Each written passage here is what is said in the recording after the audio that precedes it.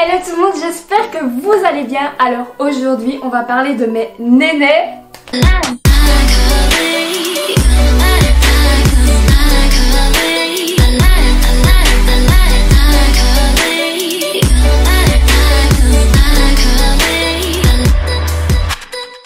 Plus précisément, nous allons parler du no-bra. Le no-bra, qu'est-ce que c'est? C'est juste le fait de ne pas porter de soutien-gorge. Alors là, je viens de dire cette phrase et vous avez tous la bouche ouverte en mode oh, elle porte pas de soutien-gorge, mais comment elle fait, mais comment... Je vous explique tout. Où sont mes lunettes? Un peu d'histoire. Le soutien-gorge a été inventé par Henry L. Lesher. Je sais pas trop comment on dit. En 1859. Bien sûr, il fallait que ce soit un homme qui invente ça. Je dis pas ça pour être sexiste, mais vraiment, comment un homme peut inventer ça alors qu'il n'a même pas de sein pour essayer, pour voir si c'est confortable ou non. Enfin, bref, une histoire de ça. Donc qu'on soit clair avant que je débute vraiment cette vidéo, je suis pas là pour vous inciter, pour vous dire c'est bien, c'est mal de porter ou de ne pas porter de soutien-gorge. C'est un choix qui vous est libre, c'est votre choix personnel. Moi je vous parle juste de mon expérience, de pourquoi j'ai arrêté et de mon avis vis-à-vis du no-bra. J'en ai parlé vite fait sur mon Instagram et j'ai eu des messages masculins qui disaient que c'était provocateur, qui disaient que mes seins allaient pendre quand je serais plus âgée. Alors je vais simplement vous répondre par quelques informations. Nous sommes formés, en tout cas les femmes, de ligaments de Cooper qui se trouvent ici. Et donc ces ligaments sont là pour redresser naturellement vos seins. Donc c'est vraiment le soutien-gorge naturel du corps humain. La nature est bien faite. Donc ils sont là pour remonter, pour éviter que vos seins tombent.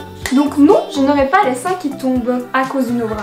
Alors vous vous dites sûrement mais pourquoi est-ce que toutes les femmes en portent? Parce que moi aussi je me suis posé cette question avant de faire cette vidéo. J'ai un peu fait des recherches, voilà. Donc je vais résumer par 3 mots. Sexualisation, culturelle et conditionnement social. La sexualisation, ben on se dit, dans notre société on dit que la femme doit être sexy, doit être féminine et donc le soutien-gorge est rattaché à la jante féminine. La lingerie c'est pour les femmes, la lingerie c'est pour être féminine, pour plaire et donc voilà une des raisons de pourquoi on porte des soutien-gorge. Il y a aussi l'aspect culturel, c'est sûr que dans tous les pays on ne porte pas de soutien-gorge, il y a des pays où on n'en porte pas et c'est tout à fait normal. Par contre en France et en Belgique, ben là c'est fort de notre culture de porter des soutiens-gorge depuis qu'on a 11-12 ans jusqu'à la fin de notre vie. Et enfin le conditionnement social.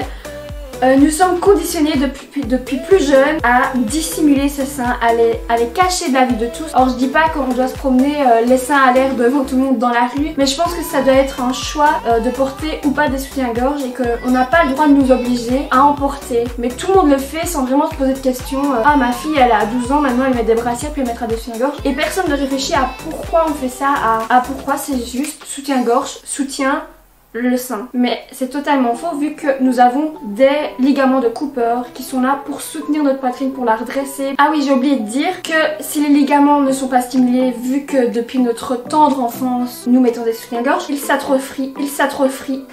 Vu qu'ils ne sont pas stimulés, ben ils ne fonctionnent pas et donc c'est normal que si vous portez des soutiens-gorge et ensuite vous arrêtez, qu'il y ait une petite différence parce que ben oui clairement c'est pas parce qu'on porte un soutien-gorge qu'on n'a pas les seins qui pendent, au contraire vu que le muscle n'est pas stimulé. Quand on porte un soutien-gorge, nos seins ils sont tous collés, tout beaux, tout propres et quand on enlève le soutien-gorge, là c'est catastrophe. Donc dans mon choix de ne plus en porter, j'ai été voir les dangers du soutien-gorge et les dangers entre guillemets de ne pas en porter. Il n'y a pas de danger à ne pas en porter. Par contre la liste est assez longue pour les éléments négatifs du soutien-gorge. Nous pouvons attraper des fibroses, des kystes, des cancers parce que en fait le soutien-gorge serre et comprime le système lymphatique. Donc le système lymphatique c'est quoi? C'est comme la bouche d'égout et si la bouche d'égout est bouchée, qu'est-ce qui se passe? C'est la merde. On peut attraper des maladies cardiovasculaires et on peut avoir des troubles nerveux liés à ça. Et bien sûr pour pas que vous vous disiez que Eleonore dit de la merde sans savoir de quoi elle parle, j'ai lu une étude. Il y a un médecin qui a fait 15 ans d'études sur le soutien-gorge mais je sais plus son nom, je vous l'indiquerai ici ou là. Et donc sur 4730 femmes, 20 056 femmes ont un cancer et de plus avouent qu'elles portent un soutien-gorge 12 heures par jour. Donc voilà, tout ça pour vous dire que moi j'ai été surprise de lire ça. J'ai regardé des articles, j'ai tout de suite décidé de Donc j'ai pesé le pour et le contre et le contre était trop lourd pour ma main droite donc j'ai arrêté. Non je rigole mais voilà. Maintenant les points positifs du no-bra. Le fait que vous n'allez plus porter de soutien-gorge, ça va remonter votre poitrine, elle va être plus ferme, plus belle, plus ronde. Vous avez une meilleure posture parce que forcément si vous vous tenez comme ça, ben c'est pas beau.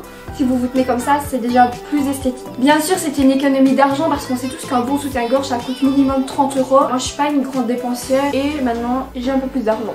Et le no-port du soutien-gorge favorise une meilleure circulation sanguine et il y a moins de douleur au dos. Et donc, pour les filles qui se demandent, moi, j'ai une assez forte poitrine et je n'en porte pas. Donc, c'est pas vraiment une question de « Ah, j'ai une petite poitrine, je peux pas, j'ai une grosse poitrine, je peux pas ». En fait, c'est peu importe, c'est vraiment votre choix personnel. C'est vous qui décidez et personne n'a le droit de juger votre choix. Donc maintenant on va parler de mon expérience personnelle. Donc là je vais vous dire vraiment ce que j'ai observé, qui s'est passé, ma peur, enfin voilà. Pour moi c'était pas très compliqué de passer au no-bra vu que je suis un peu asociale, je sors pas trop de chez moi. Et donc moi, chez moi j'en portais déjà pas. Il fallait juste que je franchisse le pas de sortir sans soutien-gorge. Là c'était un peu plus compliqué parce que j'avais peur qu'on me dévisage, qu'on se dise oh mais elle provoque avec ses tétons. Parce que oui j'ai des tétons qui pointent très facilement, mais tout s'est très bien passé et en plus moi je l'ai fait pendant l'hiver parce que je savais que c'est plus facile pendant l'hiver parce qu'on peut mettre des gros pulls, on n'est pas en top et donc ça se voit moins facilement. Après je sais pas comment je vais faire l'été, on verra bien. Et donc qu'est-ce que j'ai remarqué au niveau de mes seins parce que je sais que vous attendez mon avis.